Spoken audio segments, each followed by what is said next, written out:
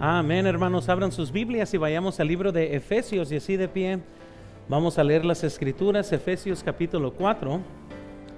Continuamos con nuestra serie Dios en las conversaciones, y estamos hablando sobre cómo defender, cómo articular una defensa sobre muchas veces cosas que se dicen en las conversaciones. Esta va a ser una muy creída, y muchas veces no es articulada, no es como que personas te van a decir algo como, pues yo pienso que puedo mentir o algo así, pero muchas veces sí sale esto en la vida real. Así que la pregunta que vamos a tratar hoy es: ¿puedes mentir cuando la verdad te meterá en problemas? Yo sé que muchos van a decir, no, pues el mentir es pecado. Yo sé, pero hay muchas esposas que le mienten a sus esposos. Hay muchas esposas que le mienten a sus esposos y viceversa, y hay jóvenes que le mienten a sus padres, y no se imaginan qué tanto se justifica el pecado. A la misma vez vamos a hablar sobre qué dice la Biblia acerca de este mismo tema. Nos vamos a dar cuenta que aún en la Biblia habían excepciones a esta regla, y vamos a tratar de articular esa defensa. Y quiero que veamos por favor Efesios 4 versículo 29. Dice la Biblia: ninguna palabra corrompida salga de vuestra boca, sino la que sea buena para la necesaria edificación, a fin de dar gracia a los oyentes. La Biblia nos dice que no debemos de salir ninguna palabra corrompida. No nomás está hablando ahí de una palabra sucia, está hablando de una palabra también mal usada. Entonces vamos a orar, vamos a pedirle al Señor que bendiga, y ahorita entramos al debate de esta tarde. Vamos a orar. Señor, te pido que me des tu poder para enseñar tu palabra en esta tarde. Te pido, Señor, que hables a corazones. Ayúdanos con este tema que muchas veces es muy complejo. Te pido que todos lo puedan entender. Y te pido, Señor, todo en el nombre de Cristo Jesús. Amén. Pueden tomar asiento, hermanos, por favor. Este tema yo sé que debe de ser quizás de lo más obvio para poder para contestar y articular una defensa sobre si es que es permitido mentir, pero quizás tenemos que definir a qué nos estamos refiriendo cuando hablamos de mentir. Un esposo, por ejemplo, que vive mintiéndole a su esposa para que ella no se enoje con él, no es una razón bíblica, ¿verdad? Muchos quizás, yo he conocido esposas que no le dicen toda la verdad a su esposo porque si no se enojaría. A eso no nos estamos refiriendo. Muchos dicen, ¿verdad?, miento para no tener problemas. O muchos pueden decir, es que si le digo toda la verdad lo voy a lastimar, y pues como lo amo no quiero lastimarlo, así que no voy a decir la verdad. Han visto quizás muchos intentos para tratar de justificar tales acciones de mentir en el nombre de que hay una razón muy razonable o muy bíblica por tener que mentir. Vean por favor aquí en la pantalla: justifican mentiras en el nombre de estar bien, o muchas veces en el nombre por el bienestar de otra persona. Es que si mi esposo supiera de, ¿verdad?, mi adulterio de hace unos 10 años, él no tiene que saber eso. De todas maneras, ya quedó en el pasado. Si le digo, nomás voy a quebrar su corazón. Entonces, vamos a seguir mintiendo para poder estar bien.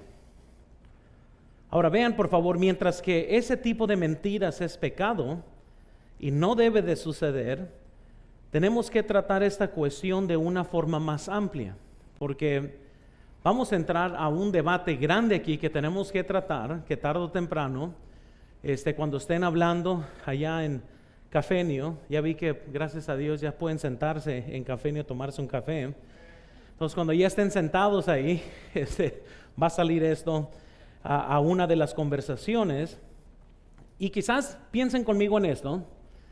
Llega alguien a tu casa y tienen una pistola y te dicen, ¿dónde están tus hijos? Porque vengo a matarlos. ¿Ahí qué haces? ¿Dices la verdad o mientes? ¿Qué pasa cuando quizás viene alguien a robarte ¿Dónde tienes tu dinero? Y pues tú sabes que a lo mejor el escondite que tienes, nadie en este mundo lo va a encontrar. Es más, ni usted lo encuentra porque lo tiene bien escondido y se le olvida dónde está. Pero sin embargo viene el ladrón y dice, dime, ¿dónde tienes tu dinero guardado? ¿Ahí qué haces? ¿Le dices al ladrón la verdad? ¿O le dices, ya no tengo más dinero? ¿Qué acción apropiada se debe de tomar en esas circunstancias? Entonces, uno tiene que tratar este dilema porque sí es un dilema moral bíblicamente hablando. El famoso filósofo Immanuel Kant del siglo XVIII, él es el que fue un defensor grande. Él estaba completamente comprometido con los absolutos de la Biblia. Él escribió varios libros defendiendo el argumento de que la Biblia es un sí en donde es sí y es un no donde está no. Si le baja un poquito, está rebotando el sonido, por favor. Entonces, y él argumentó, mentir siempre es pecado, no importa qué circunstancia, no importa qué contexto lo estás metiendo. En este caso, si viene alguien con una pistola y te dice, ¿dónde están tus hijos? Tú tienes que decirle la verdad. Porque las morales de Dios son absolutos 100%, no importa cuál es la circunstancia. Entonces, eso trajo un debate muy grande dentro del mismo cristianismo para poder definir entonces cómo podemos nosotros argumentar o cuál va a ser la posición para tratar con ciertas situaciones y cuáles son las éticas de estas situaciones o cuál es lo más moral que alguien puede hacer en diferentes circunstancias. Habían dos quizás puntos de vista muy obvios que se desarrollaron y noten, la primera fue el relativismo moral y esa es la opinión de que los juicios morales pueden verse como verdaderos o falsos según el contexto histórico, cultural o social. Según el relativismo moral, dos personas de diferentes situaciones podrían estar en desacuerdo sobre si una acción era correcta o incorrecta. Y eso trae muchos problemas. El ver las leyes de Dios como relativistas, porque nosotros creemos en absolutos morales. Por el otro lado, entonces se desarrolló lo que es el absolutismo moral, que es lo contrario, y eso es lo que argumenta que hay verdades morales universales, relevantes en todos los contextos y todas las personas. Estas verdades pueden basarse en fuentes como la ley, racionalidad, la naturaleza humana o la religión. El absolutismo moral es la creencia de que existen estándares éticos universales que se aplican en todas las cuestiones, y eso es bien importante.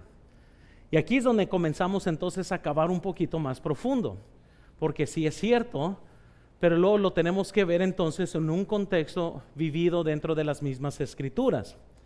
Ahora, dentro de las épocas han visto varias posiciones y la verdad, esto me lleva a una clase que yo tomé en seminario, donde por 3 meses tuvimos que debatir y toda la clase era una secuencia de debates. El maestro traía situaciones éticas a las que teníamos que discutir y teníamos que debatir, y eso fue para provocar que dentro de nuestras mentes pudiéramos argumentar bíblicamente qué sería lo correcto en diferentes circunstancias que una persona llega a enfrentar. Bueno, hay como unas 10 posiciones. Les voy a dar las 3 quizás más debatidas, ¿verdad? Por ejemplo, primero tenemos lo que es el absolutismo incondicional. Y hay varios preceptos de esta posición, y esta posición es definida más o menos de esta forma.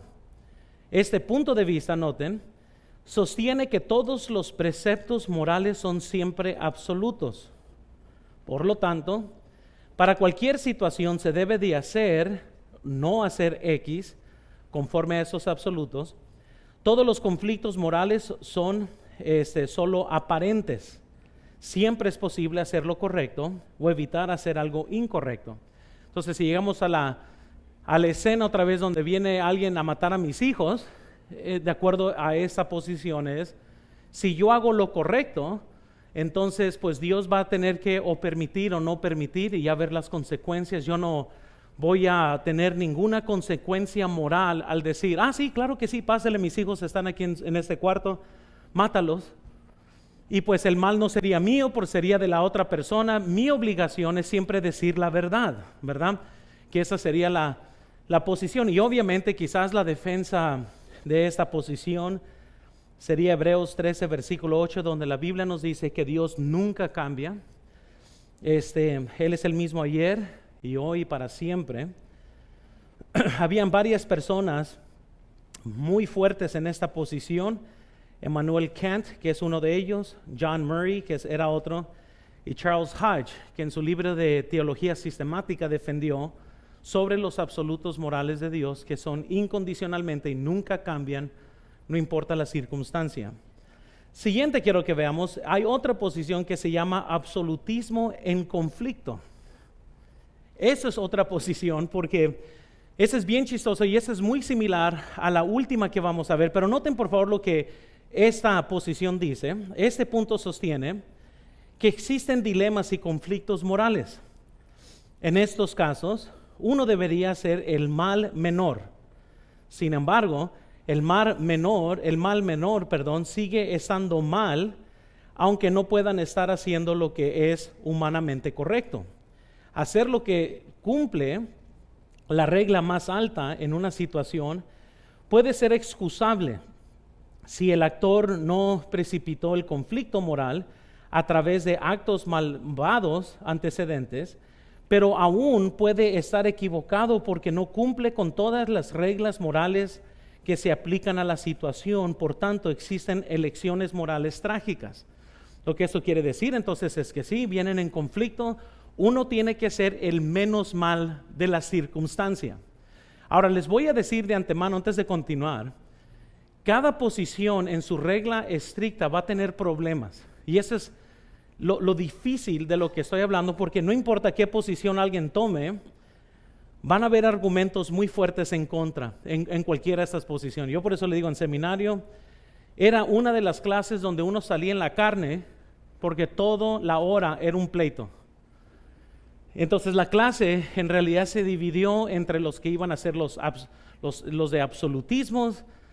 Luego se dividió en otra clasificación que ni mencioné, que eran los que se llaman los escapistas. Eso quiere decir que con cada prueba Dios siempre trae una puerta de salida. En otras palabras es, si llega la persona a matar a mis hijos, yo estoy obligado a decir la verdad, pero quizás al decir la verdad Dios iba a sacar como una puerta de escape para que todo salga bien, yo mantenga mi integridad, mis hijos son salvos y el ladrón o el que venía a asesinar, pues él no sale con las suyas. Pero ni menciona eso porque pues esa tiene más problemas todavía. Pero bueno, vamos a llegar entonces. Noten tercero, el tercer punto que quiero presentarles es el jerarquismo. Esta posición, quizás es a la que más me inclino yo, pero también hay otros problemas que luego, si tengo tiempo, los estaré mencionando. Quiero que vean, por favor, esa posición dice lo siguiente. Desde este punto de vista, uno debe de hacer cualquier cosa que cumpla con la regla moral más alta en una situación.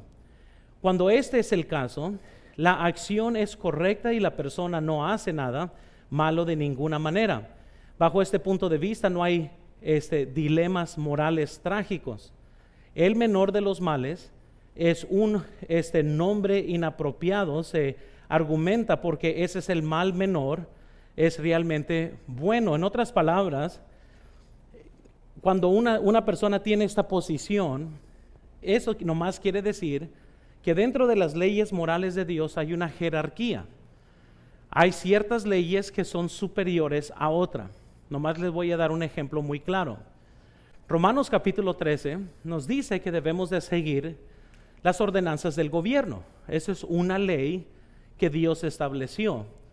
Pero cuando vemos en Hechos que hubo un conflicto entre lo que el gobierno le estaba pidiendo a las iglesias Pues los apóstoles se sometieron a Dios y desobedecieron al gobierno. ¿Qué quiere decir esto? Es de que las leyes morales de Dios hay unas superiores que otras. En este caso, obedecer al gobierno es algo muy importante, obedecer a Dios también. Y todo está perfecto, al menos que estas dos cosas vengan en conflicto. Y si llegan a venir en conflicto, el cristiano tiene que saber decidir cuál ley moral es superior a la otra. En este caso, los apóstoles dijeron, pues es mejor obedecer a Dios que a los hombres.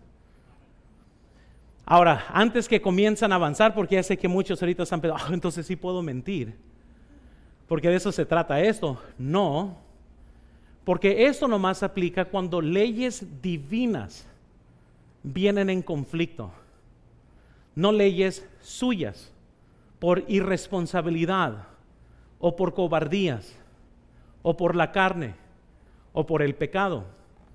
Lo que estoy diciendo es que cuando te paran la policía porque ibas muy rápido, ese no es una ley moral en conflicto. Aunque te vaya mal, estás obligado a decir la verdad. En estas ocasiones es solo cuando Dios permite leyes divinas que vengan en conflicto. ¿Sí me están comprendiendo? Porque no quiero que nadie salga aquí pensando, no hombre, ahora sí ya tengo una buena explicación de por qué tener esto escondido o por qué tener... No, de ninguna forma, y eso es algo que quiero clarificar antes de proseguir, porque por ejemplo, uno tiene que saber cómo tomar decisiones. Por ejemplo, dentro de esta jerarquía se establece que las personas tienen más mayor valor que las cosas.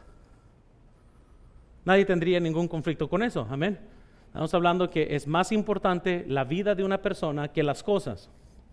Las personas, o vamos a suponer, si hay un dilema entre mi esposa que está perdiendo a mi hijo, está teniendo un aborto espontáneo y tenemos que decidir entre la vida de mi esposa o la vida de mi hijo, ¿qué vamos a decidir ahí?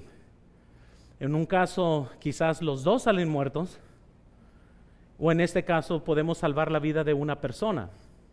Son conflictos morales, son conflictos éticos que uno tiene que saber cómo responder a esto. ¿Qué es mejor? Dos muertos en el nombre de que estamos al favor de la vida, y porque eso es un absoluto en el cual no podemos tener otra explicación, o decidimos por la muerte del bebé para salvar la vida de la esposa. En este mismo debate, como les digo, y eso se puede ir bien profundo, uno podría argumentar que las personas, o más bien, más personas tienen más valor que pocas personas. Eso nos lleva a otro dilema: se está quemando un edificio. Una acción podría salvar a más personas, pero a la muerte de unas 3, por decirlo así. ¿Qué haces? ¿Permito que mueran 3 para salvar a 20? Cuando se estaba quemando el ABC, el señor que agarró su camioneta y la reversó, a lo que tengo entendido, se me hace que había aplastado a uno de los niños cuando cayó la pared, pero nadie lo vio a él como un asesino, porque él salvó a como unos 20, 25 niños en el transcurso de tratar de salvar vidas. Son asuntos morales difíciles, son bien difíciles, pero un cristiano tiene que saber cómo articular, cómo decidir, cómo pone las cosas en perspectivas, cómo puede un cristiano decidir en estos momentos. Y lo que nosotros tenemos para decidir son los estándares bíblicos, no el humanismo, no lo que dice la mayoría. No me importa lo que dice el doctor Spock y toda la gente pagana sin Cristo. A mí me interesa qué dice la Biblia para yo saber cómo escoger en estas circunstancias. La posición jerarquista fue promovida grande por John Wesley, por Norman Geisler en sus últimos libros, Davis. Hay varios teólogos que promovieron esta posición. Entonces, para poder concluir, antes de entrar al estudio, porque todo lo que acabo de decir es nomás una introducción, para poder concluir en las diferentes posiciones, tenemos que comprender que esto solo aplica cuando leyes morales dadas por Dios vienen en conflicto. Es muy importante que no me saquen fuera de contexto en lo que voy a enseñar, porque yo conozco la raza mañosa en cómo muchas veces el ser humano, y el problema con la posición jerarquista es que esta posición mal aplicada la puede usar un hombre que está cometiendo adulterio y no le dice la verdad a su esposa porque está tratando de medir entre el bien y el mal y las consecuencias. Por eso es algo bien peligroso. Tenemos que comprender que esto solamente aplica en las ocasiones donde leyes morales, divinas, vienen en un aparente conflicto.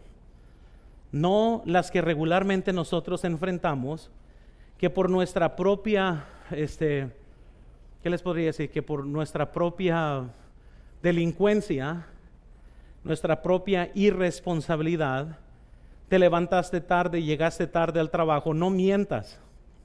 No hay ni una razón moral por qué mentir. Di la verdad, aunque eso te cueste tu trabajo. ¿Sí me escucharon? En donde la mayor parte de los cristianos mienten son en estas cosas pequeñas porque ellos piensan que el fin justifica los medios. Pero eso no es bíblico, eso es pecado. Nomás para que no me vayan a malentender. La posición jerarquista es la más fácil porque vemos que en la Biblia que no todas las leyes tienen el mismo peso. Piensen, Jesús habló de los asuntos más importantes de la ley, Mateo 23:23. Él dijo, ustedes diezmaron, pero dejaron lo más importante. Lo más importante aplica porque no todo es del mismo valor.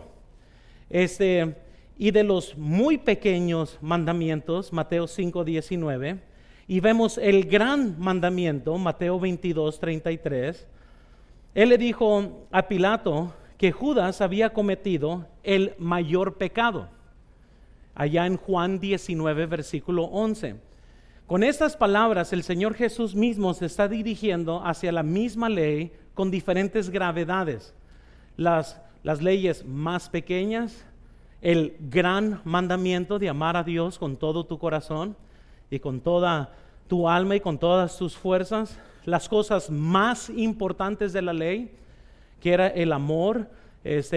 Una cosa era mantener la ley, pero otra cosa era que habían dejado el amor, la justicia, cuando esto era lo más importante de la ley. Entonces todos comprendemos estos asuntos leves de lo que estamos viendo. Pero bueno, vamos a entrar entonces al dilema. Si es pecado siempre mentir, si es pecado siempre engañar. Número uno, quiero que veamos en nuestras notas, bueno, o si están tomando notas, necesitamos comprender la diferencia entre mentir y engañar. Y vamos a comenzar, y estaba tratando de comenzar, y por más que intenté, yo sé que en mi oficina están en un lugar, pero ahorita como la hermana Caro y otras hermanas están haciendo una lista, un día voy a saber en dónde están. Pero tengo mis notas de esta clase y estaba tratando de recordar cómo inicia todo este debate. Y inicia con esto, tenemos que saber la diferencia entre mentir y engañar. Podemos decir que son primos hermanos, ¿verdad? Pero son muy diferentes en la aplicación. Incluso vean, por favor. Mentir implica romper la confianza con otro cuando tenemos el deber de decir la verdad. Eso es mentir. Rompemos la confianza porque tenemos una obligación a decir la verdad, pero en estos casos muchas veces personas mienten por X razón que no es válida, o sea, mienten. Y dice la Biblia en Proverbios 3:27, no te niegues a hacer el bien a quien es debido cuando tuvieres poder para hacerlo. Tienes que decir la verdad. Y hay personas, y luego ahorita vamos a llegar, ¿qué haces cuando alguien viene y te dice, oye, ¿cómo me veo en esto? Oh. Le dices, oye, te ves horrible. O le dices, oh, mira qué bien te ves. ¿Combina esto? Oh, mira, combina a más no poder, cuando en realidad estás pensando, oye, esos son los colores más horribles que he visto en mi vida. ¿Qué haces en estos momentos? ¿Le dices a alguien que le apeste el aliento? ¿O le dices que todo está bien? No te niegues a hacer bien a quien es debido. Les digo la verdad, yo pienso que el que me ama me va a decir, pastor, ¿tienes algo en tu saco? Que la persona que no me ama me va a permitir todo el día que ande con algo manchado en el saco. Así yo lo veo. No sé a cuántos sugieres, digo, hermanos, mira, está mal tu collar, déjate lo arreglo. Porque yo estoy pensando, si mi cuello se viera así, quisiera que alguien me dijera.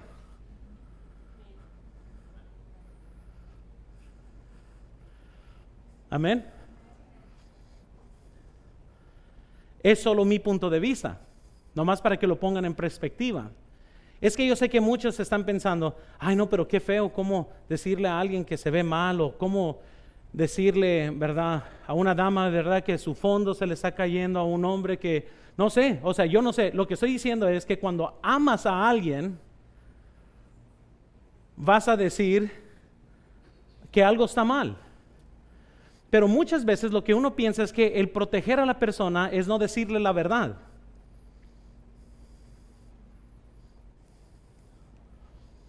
Vean por favor en la pantalla, el engaño, por otro lado, no tiene por qué implicar quebrantar la confianza, porque algunas personas, por ejemplo, los delincuentes, pierden su derecho a la verdad al violar los derechos de los demás. Entonces, en esta consecuencia, alguien viene y me quiere robar, yo no estoy en ningún absoluto moral para decirle la verdad. Él ya perdió el derecho de que yo le diga la verdad. Amén. ¿Sí me están comprendiendo? Muchos van a decir, el pastor está enseñando que podemos mentir. Ahorita lo vamos a armonizar. ¿Ok? Vean por favor esto. Entonces, aunque mentir es claramente engañoso, no todo engaño es mentir. Exploraremos esto a continuación. Y eso es bien importante porque ya estamos a punto de entrar al debate, pero sí tenemos que comprender, son dos cosas, engañar y mentir. Aquí les va, ¿listos? Por los delincuentes que existen, que ellos no merecen la verdad, yo dejo las luces prendidas de mi casa para engañarlos, para que piensen que estoy adentro. Ahora sí se los puse en perspectiva, ¿verdad? Nadie va a decir que eso es pecado, porque todos estarían culpables de pecado. ¿Cuántos hasta dejan música tocando ahí para que gente piense que hay alguien ahí? O la televisión prendida. Engañosos, mentirosos, ¿verdad? No. Cuando comprendemos que hay una diferencia entre mentir y engañar, y poniéndolo dentro de sus contextos, podemos predeterminar entonces que un delincuente, él ya perdió su derecho de que se le trate con la verdad. Amén. Y depende de qué están haciendo, hasta quizás de vivir, si ponen en amenaza la vida suya, lo de sus hijos. Amén también ahí. Yo no tengo mucha compasión de gente que los están agarrando a patadas porque los agarraron robando. Hay algo dentro de mí que dice, gloria a Dios, que denle más duro, amárrenlo, ¿verdad? Ese es mi lado humano mío. ¿Por qué? Porque la Biblia dice que si alguien se mete a mi casa a robar y yo lo hiero y muere, no soy culpable de su sangre. Eso es muy diferente que cuando uno va y mata a alguien inocente. Es que la Biblia marca una diferencia entre lo que es asesinato y lo que es quitar vida. Quitar vida puede ser en muchas cosas circunstancialmente diferentes. Un accidente puede quitar vida. Eso no es asesinato. Asesinato es quitarle la vida a alguien sin razón. Defensa propia es diferente. Eso quiere decir que alguien entra a mi casa y amenaza la vida de mis hijos. Yo tengo que decidir entonces ahí qué vale más, la vida de mis hijos o la vida de esa persona. Yo sé que dentro de nuestro gobierno aquí se defiende más al criminal en el nombre de los derechos humanos. Por eso estoy diciendo, bíblicamente hablando, no lo que la gente piensa que todo es igual, y no es igual. Cuando un criminal entra con una pistola en una combi y amenaza la vida de todos los que están en la combi, él ya perdió su derecho como ser humano para demandar cualquier derecho sobre él. ¿Por qué? Porque está quebrantando la ley, está poniendo en peligro la vida de otras personas. Es que, ¿qué le diríamos a los padres de aquel joven que acaban de matar hace 3 días o la semana pasada, perdón? ¿No se vio en el video que ¡pum!, le pegó un balazo en el estómago? Imagínense ir con los padres de ese joven y decir, pues la verdad, pues ni modo. No hay nada que se puede hacer. Porque de una forma u otra ellos van a demandar justicia. Amén. Ahora, yo sé que estos son puros dilemas éticos y son dilemas difíciles muchas veces de articular, pero ¿quién no, verdad? Porque a como van las cosas, un día tarde o temprano van a salir leyes a la defensa de los perros. En los Estados Unidos, un hombre fue a la cárcel por casi 15 años por matar el perro de los vecinos cuando estaba mordiendo a sus propios hijos. Y les estoy diciendo que ¿qué haces en esas circunstancias? Para gente inconversa, toda vida es del mismo valor. Los animales, como los seres humanos, todos somos animales conforme a la gente incrédula. Bueno, Dios pone un valor más importante en la vida del ser humano. Y es por eso que Dios ama tanto la vida del ser humano, que Él dijo, mira, si alguien va y asesina y quita la vida de alguien sin absolutamente ninguna razón, por malandro, dice la Biblia que Él no merece vivir, de tanto que ama la vida. ¿Por qué? Porque cuando hay gente afuera que nomás está asesinando y matando, otra vez llegamos al asunto moral. Es mejor al matar 3 personas salvar 20. ¿Cuántas vidas no estás salvando al deshacerte quizás de un criminal que vive matando a gente? Estás salvando a mucha gente. Por eso las cosas tienen que estar en perspectiva, no nomás puedes inclinarte y obviamente Dios murió por cada ser humano, pero a lo que estamos hablando son las líneas éticas donde muchas veces gente cruza y ahora de repente está violando el derecho de otra persona sin razón aparente, nomás por hacer el mal. Yo voy a robar y si tengo que matarte por sacarte el dinero, te voy a matar. Es donde esa persona dejó sus derechos a un lado y Dios permite que la persona se defienda. Sí me estoy explicando. Ahora no estoy diciendo que ustedes vayan y traten de matar a alguien. Estoy hablando en defensa propia. Nomás para ponerlo en perspectiva, ¿verdad? Bueno, aquí les va. Entonces, hay una diferencia entre mentir y engañar. Noten segundo, por favor. Noten el carácter de una persona hace toda la diferencia. ¿Qué quiero decir eso? Porque al hablar decidir entre las leyes morales, es obvio que una persona sin Cristo en su corazón va a tener más dificultad para conocer las leyes morales de Dios, porque lo que la gente hace, si aún cristianos, van a ver por su propio interés. Y dice la Biblia que nadie vea por lo suyo, sino por lo de su prójimo, ¿sí recuerdan? Pero sin embargo, el diablo es el diablo y muchos van a hacer tranzas por su propio interés, van a hacer tranzas por su propio bienestar, van a tratar de robar por su propio bienestar. Noten, por favor, no deberíamos mirar aquellos que habitualmente racionalizan, dicen mentiras blancas o negras, para enfatizarlo, o actúan sin escrúpulos en el trabajo para saber cuándo el engaño es moralmente permisible. En otras palabras, ellos no van a saber, ellos siempre van a hacerlo por su propio mal. No estamos hablando, incluso sigan, noten aquí. Más bien, aquellos que son firmes, fieles y constantes a la palabra están en la mejor posición para juzgar esto. Y aún podemos cometer errores. Amén. Por ejemplo, si consideramos a Sophie Scholl, una cristiana de la Segunda Guerra Mundial que pertenecía al grupo ese que se llama la Rosa Blanca, que se dedicaban para salvar a judíos en la Segunda Guerra Mundial. Ella fue capturada y dentro de su cautiverio, ella mintió para salvar a los judíos. El 18 de febrero de 1943 trató de engañar a sus interrogantes para proteger a sus colegas inocentes. Pero cuando se enteró, se negó a decir nada que pudiera poner en peligro a sus amigos. De hecho, su vida se había caracterizado de un carácter virtuoso y de compromiso a las cuestiones cristianas. Por tanto, el engaño utilizado por esas personas no pueden malinterpretarse como egoístas.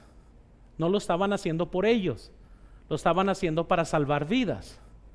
Y ahorita vamos a hablar si eso es permisible o no. Porque otra vez llegamos a lo mismo. ¿Cuál sería la diferencia entre están tus hijos aquí, los voy a matar y yo engaño para que no lo hagan, a decir lo que ella estaba haciendo, engañando para poder salvar la vida de sus colegas y de los que estaban cuidando? Entonces, el carácter de una persona hace toda la diferencia. Alguien que no lee las escrituras, que no está cerca del Señor, que no conoce las leyes morales, no va a estar apta para poder discernir espiritualmente estas cosas.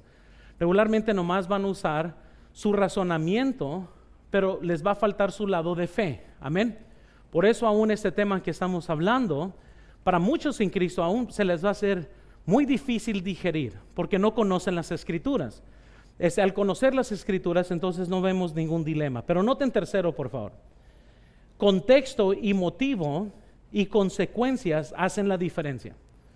Entonces, todo tiene que ver con el contexto, el motivo, las consecuencias, qué va a pasar. Todo esto hace una diferencia muy grande en la forma que nosotros decidimos. Incluso vean aquí en la pantalla, si ciertos actos siempre son incorrectos, también debemos considerar los motivos, el contexto y las consecuencias de otras acciones, evaluar su corrección o incorrección. Han conocido quizás a personas que han llegado a la conclusión que si estas cosas van a ser puestas en cuestión, entonces ellos van a decir que entonces no existen morales absolutos, a lo cual nosotros decimos sí existen, y es por eso que tenemos que comprender cómo aplican estos en las circunstancias, porque sin embargo tales conclusiones van a ser erróneas. De hecho, la misma tensión entre qué es mejor, decir la verdad o salvar vidas. Si esas cosas vienen en conflicto, ¿qué debemos de hacer? ¿Decir la verdad y que gente muera? ¿O engañar para salvar la vida? Yo sé que esto para muchos están, pero ya me confundí. Noten por favor aquí en la pantalla. Es decir, tenemos que considerar una jerarquía moral o un ordenamiento de nuestras prioridades morales cuando convergen varias consideraciones morales. La ética bíblica es más útil, matizada de lo que muchos imaginan. Eso es cuando vienen estas cosas en conflicto. Sigan viendo aquí en la pantalla. Nosotros rechazamos la posición de Joseph Fletcher sobre las éticas situacionales en las cuales se argumentó y se justificó cualquier acto inmoral mientras que se haga en amor a otra persona. Quien hizo esto un problema era básicamente Fletcher comenzó a argumentar que no importa qué haces, tan solo que lo hagas en amor hacia otros. Él en su libro Situaciones Éticas, y eso fue una de las cosas que nosotros en nuestra clase argumentamos, tuvimos un gran pleito sobre esto porque él planteó la idea de adulterio sacrificial. Así como lo entendieron, adulterio sacrificial. Él usó el ejemplo de la señora Bergmeier, se me hace que así se dice, una mujer berlinesa elegida por los soviéticos durante la Segunda Guerra Mundial. A ella se le llevaron en cautivo y le dijeron a ella que si ella pudiera salir embarazada de uno de los soldados, la iban a dejar ir y regresar con su familia, lo cual ella decidió por amor a su familia tener un hijo por uno de los soldados.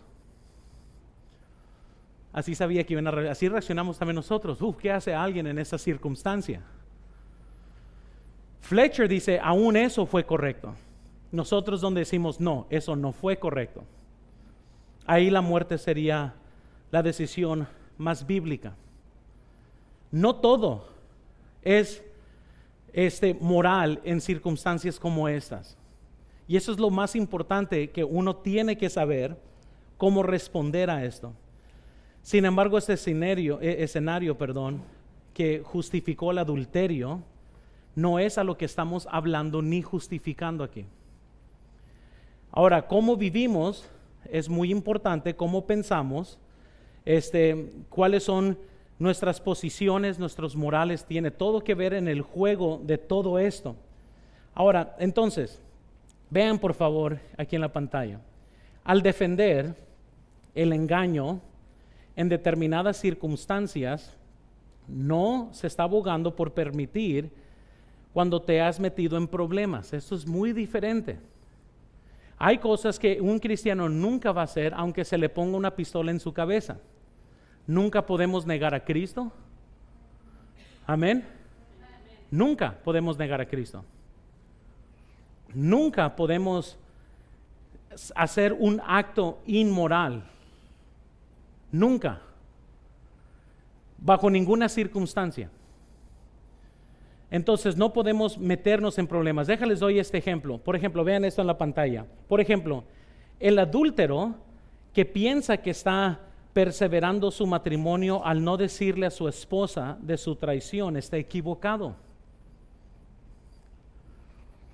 ¿Saben cuántos hombres con los que yo he hablado que están escondiendo algo y dicen, no, es que si le digo la verdad a mi esposa, y los pobres viven en depresión, y esto puede aplicar a mujeres también.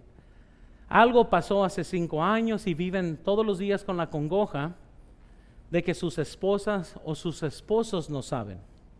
Y ellos lo justifican con que pues, viendo aquí tener problemas con mi esposa, quizás perder a mi esposa, quizás, ¿verdad?, perder mi matrimonio, mi familia, decir la verdad, pues mejor nunca le digo, o mejor le miento. No estamos hablando de algo así. Nomás para que, incluso déjales digo, algo que Lewis Smith dijo, noten, esto convertiría el adulterio en sí mismo en su propia justificación para mentir, dado que el adulterio siempre amenaza con destruir un matrimonio. Casi siempre se requiere mentir para salvar el matrimonio. Así que el delito en sí mismo garantiza el derecho a mentir. La ironía es demasiado grande. En otras palabras, no es que 2 leyes morales han venido en conflicto, es que tomaste malas decisiones y esto te llevó a un conflicto. ¿Sí lo comprendimos todos aquí? Amén. ¿Cuántos todavía me están siguiendo? A ver, levanten la mano. Ok, muy bien. Ahí vamos todos bien, ok. Dije, no, sé que ya los he perdido. Y lo traté de simplificar todo eso porque lo podríamos llevado un poco más profundo. Pero entonces, cada relación, hermanos, cada circunstancia tiene sus obligaciones a la verdad y tiene sus obligaciones a que nosotros sigamos esta verdad. Un gobierno tiene la obligación de decir la verdad, por decirlo así, pero no están en ninguna obligación de dar detalles de secreto que pueda poner en amenazas, como en los Estados Unidos, que existe el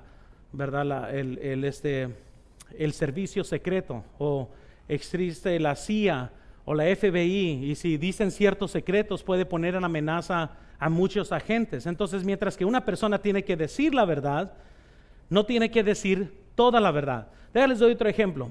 Cuando uno te pregunta, ¿por qué te ves desanimado? ¿Le vas a decir toda la verdad?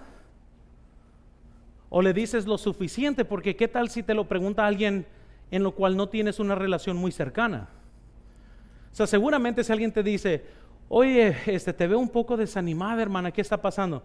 Ay, pues déjate digo, es que mi esposo es un bueno para nada. Y déjate, o sea, regularmente nunca vas a tener esa conversación con alguien, al menos que los conozcas bien. Entonces, ¿hay algo de malo decir, no estoy bien? ¿O estás obligado a decirle toda la verdad? Amén. Ya. Amén, dicen, bueno, ok, muy bien. Número 4, vamos a terminar con esto. Y aquí es donde muchos se van a confundir más. Amén. Ok, número 4, luz bíblica a la jerarquía ética. Y entonces, estamos hablando para poder reconocer, esto no es un conflicto. Cuando usted se mete en problemas, no es un conflicto de interés propio. Es un conflicto entre leyes morales divinas, solamente. No unas criadas por su mente, ¿verdad? Si viene tarde a la iglesia y manejó rápido y te paran, no es una ley divina lo que se está quebrando ahí. ¿Ok? Muy bien. Entonces las escrituras dan una idea sobre cuándo se emplea el engaño. Por ejemplo, y se los voy a dividir en tres puntos aquí. Primero, noten, actividad criminal y opresión. Bíblicamente, una persona pudiera engañar.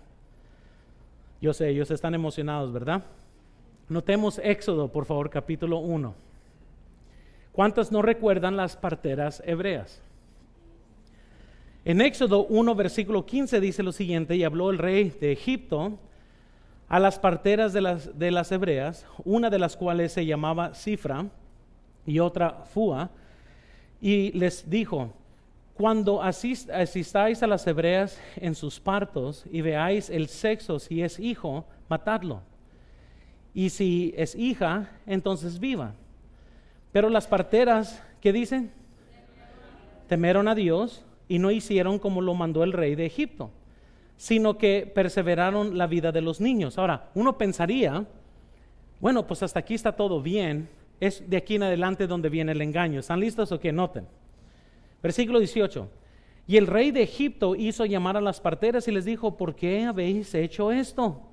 Que habéis perseverado la vida de los niños. Y las parteras respondieron a Faraón: porque las mujeres hebreas no son como las egipcias, que son robustas y dan a luz antes que la partera venga a ellas. Mentira. Y Dios hizo bien, ¿a quién? Y el pueblo se multiplicó y se fortaleció en gran manera. Y por haber las parteras temido a Dios, él, ¿qué? Ahora, ¿quién se iba a imaginar que Dios iba a prosperar a alguien que acababa de engañar o mentir?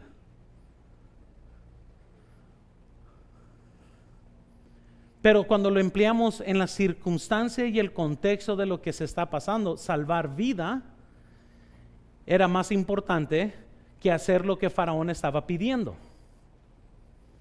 E incluso, nomás para remachar un poquito más esto, debido a que temían a Dios, se oponían al Faraón, que quería dar muerte a los bebés varones hebreos. Incluso dice Hebreos 1:17, vean aquí: pero las parteras temieron a Dios y no hicieron como le mandó el rey de Egipto, sino que perseveraron la vida a los niños.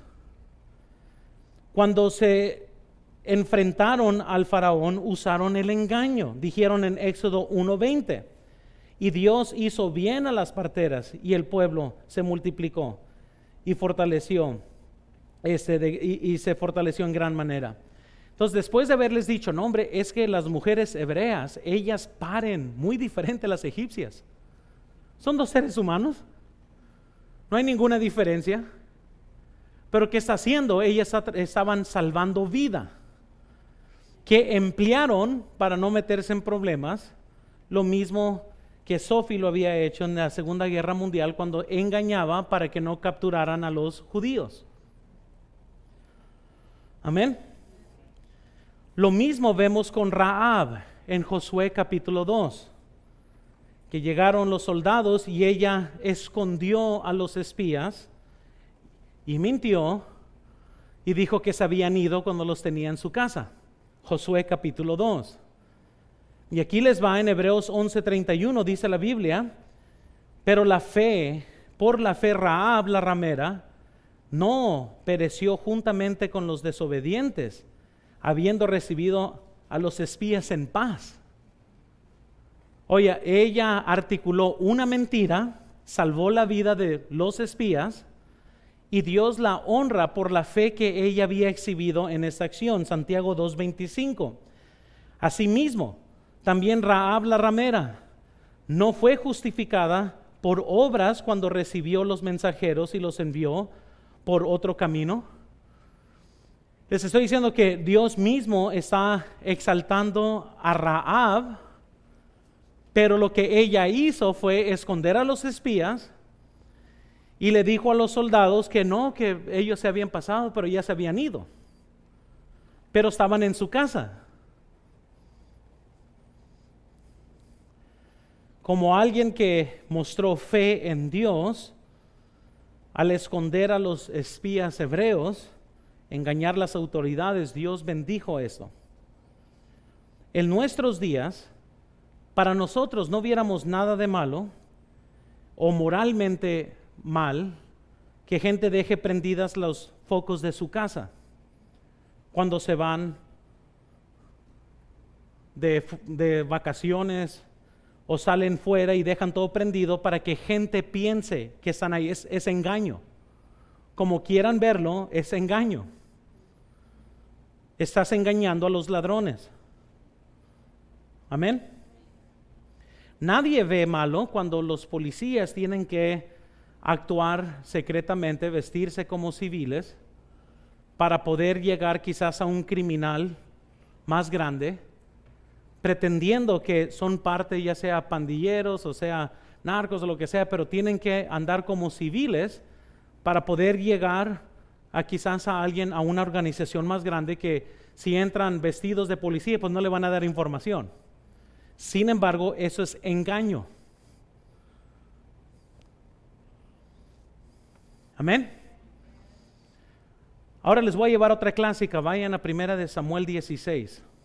A esta quiero que la vean, y la vean en sus Biblias, porque aquí muchos se van a preocupar. Van a perder la salvación ahorita muchos. Por eso quiero que lo vean en sus Biblias. 1 de Samuel.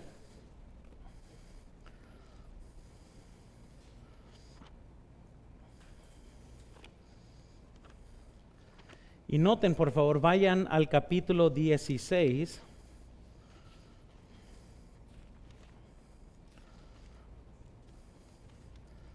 ¿Estamos ahí? Noten comenzando en el versículo 1. Dijo Jehová a Samuel: ¿hasta cuándo llorarás a Saúl, habiendo yo desechado, para que no reine sobre Israel? Llena tu cuerno de aceite y ven, te enviaré a Isaí de Belén, porque de sus hijos me he provisto de rey. Y dijo Samuel: ¿cómo iré? Si Saúl lo supiera, me mataría. Jehová respondió: toma contigo una becerra de la vacada y di, a ofrecer sacrificio, ¿de qué? ¿Pero a qué iba? Iba a ir a ungir a David como rey. El mandamiento era: ve y unge a David como rey. Samuel dijo: pero si Saúl se da cuenta, me va a matar. Dijo: está bien, llévate una becerra, para que si te preguntan qué estás haciendo ahí, pues tú di que estás ahí para hacer sacrificio. No estaba ahí para hacer sacrificio. Amén. Respiren, está bien. Porque luego sí hizo sacrificio, pero no fue mandado a hacer sacrificio. Fue mandado a ungir a David. ¿Qué es lo que le dijo Dios a Samuel? Le dijo que dijera la mitad de la verdad. Porque llegó y sí invitó a unos y sí hizo sacrificio. En esencia, pues no mintió, porque sí llegó a hacer sacrificio, pero no fue el mandato. No fue y le dijo Dios: ve y haz sacrificio. Le dijo: ve y unge a David como rey. La preocupación era: cuando Saúl se dé cuenta que yo voy a ir a ungir a otro rey, pues él me va a matar. No, está bien, pues llévate un becerro entonces y di que vas a ir a hacer sacrificio. En otras palabras, para que Saúl nunca sepa por qué estás ahí. Amén. Dios fue quien instruyó esto. Y luego dice la Biblia, versículo 3, y llama a Isaí al sacrificio, y yo te enseñaré lo que has de hacer, y me ungirás al que yo te dijere. Hizo pues Samuel como le dijo Jehová, y luego que él llegó a Belén, los ancianos de la ciudad salieron a recibirle con miedo y dijeron: ¿es pacífica tu venida? Y él respondió: sí, vengo a ofrecer, ¿qué fue? Santificados y venid conmigo al sacrificio. ¿Y por qué no les dijo que fue a ungir a David?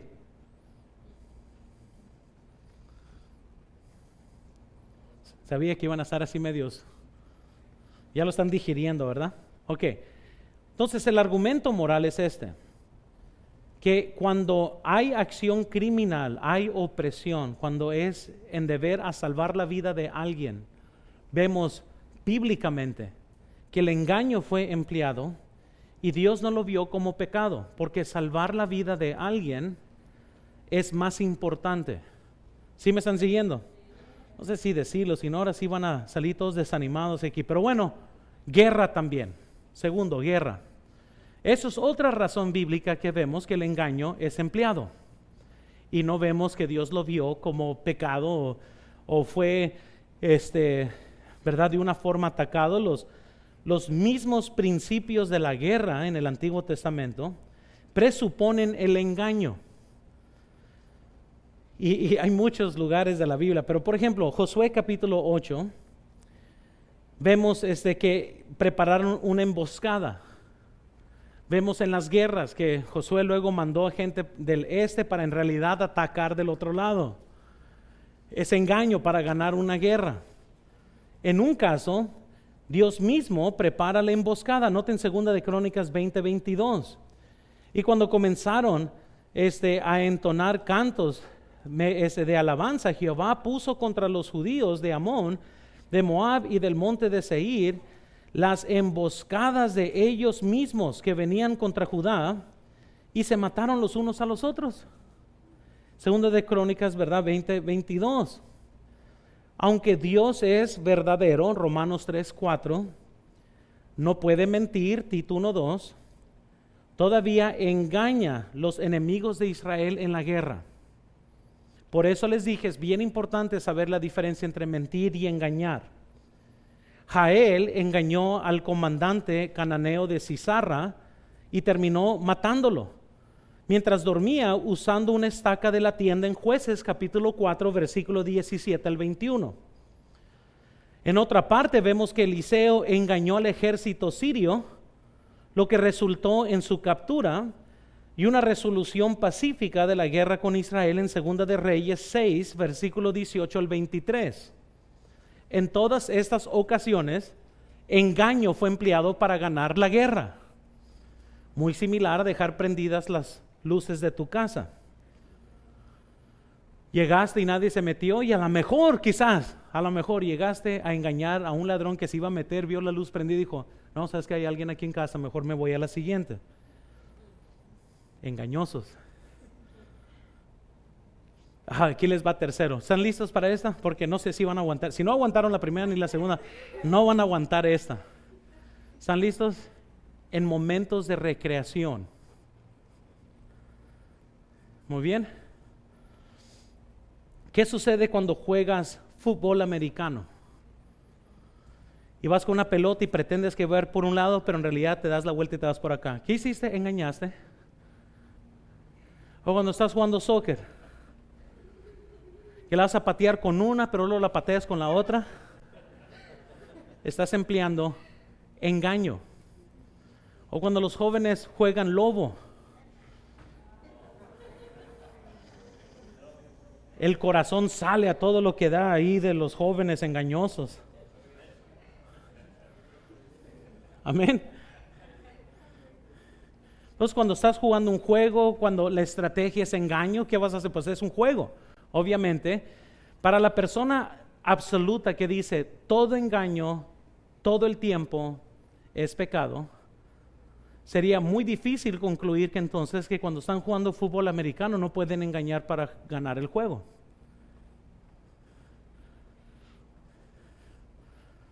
¿Qué tal Lucas 24:28, cuando Jesús apareció a los discípulos en el camino a Emaús?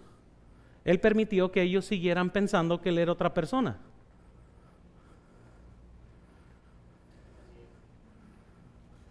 Y les pudiera dar más, pero no quiero que se mortifiquen.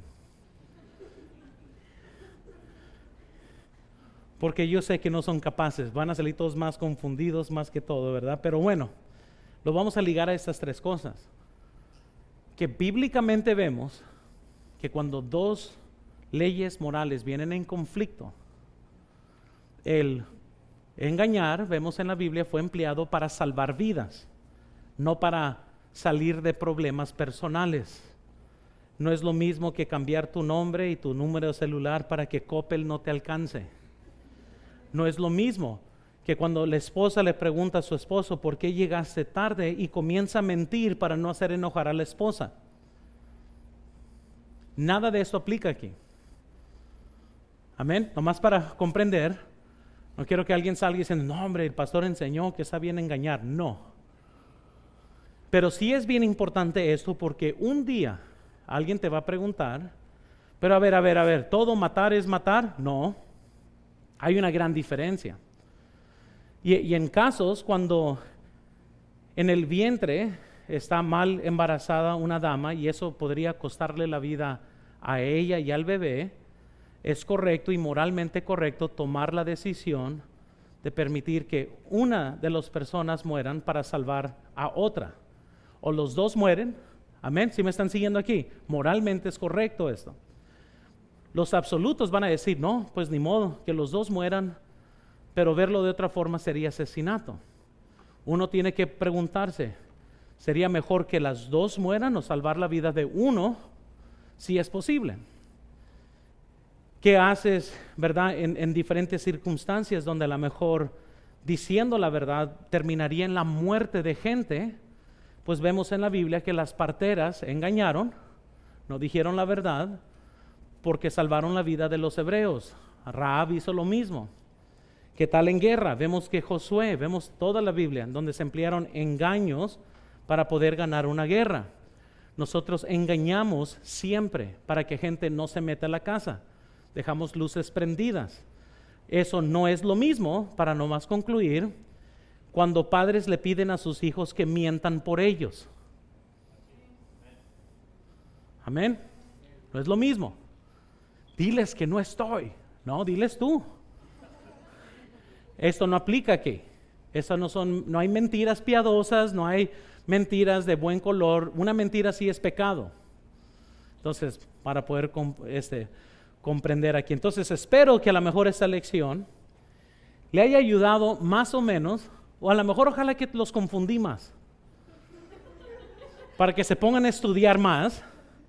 Pero estamos hablando, y como yo les dije, los temas que vamos a hablar aquí, Dios en nuestras conversaciones van a ser temas bien complicados porque depende con quién estás hablando. Miren, a lo mejor esto que acabo de enseñar ahorita no va a tener absolutamente nada de valor hasta que salga un tipo, uno de los 20, 30. A lo mejor en 5 años alguien un día te va a sacar algo y te va a decir, oye, pero a ver, no entiendo. Y te va a decir algo, y ya sea que te digo, no, es que yo le mentí a mi esposa, y un hombre cristiano va a decir, oye, ¿sabes qué? Eso está mal. Y ya puede articular todo lo que acabamos de ver. O qué tal cuando vas a salir de tu casa y alguien deja las luces prendidas, puedes decir, hey, estás engañando, tú sabías que eso es pecado. No, eso es mentira. Pero todos sabemos, hermanos, y yo pienso que todos podemos ver claramente este tema. Vamos a orar y vamos a pedirle al Señor que bendiga esta lección. Señor, yo te pido por favor que obres en corazones en este tiempo de invitación. Sin duda, personas que han estado escuchando quizás han estado viviendo una vida de mentira.